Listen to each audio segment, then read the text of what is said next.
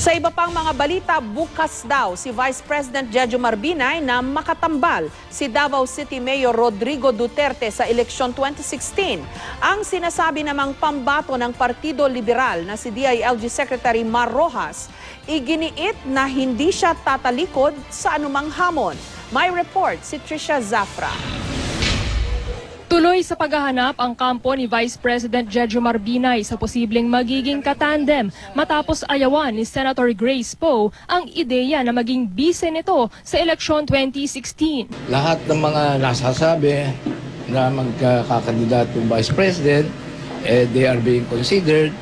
Pero basta magkakaroon kami ng kandidatong Vice President. Dahil 3 araw na natili sa Davao para sa National Council meeting ng Boy Scouts of the Philippines, hindi na iwasang tanungin na pipisil din ba niyang maging running mate si Davao City Mayor Rodrigo Duterte.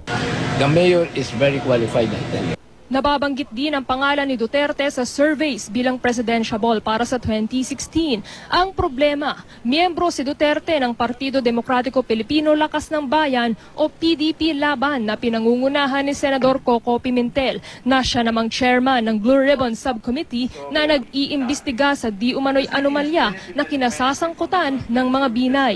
Dating national chairman ng PDP Laban si Binay bago niya binuo bilang partido ang una noong 1 taon.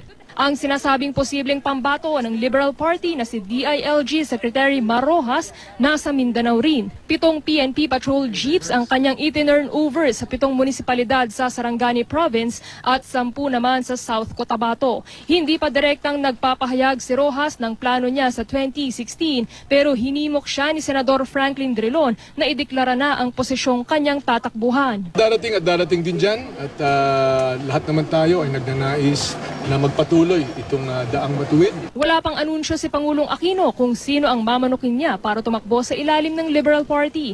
Handa raw si Rojas na tanggapin kung pangalan niya ang lulutang o hindi. Nagpapasalamat ako sa tiwala na pinapakita ng ating mga kababayan at hindi naman ako tatalikod sa kahit anong. Mula rito sa Davao, Trisha Zafra, GMA News.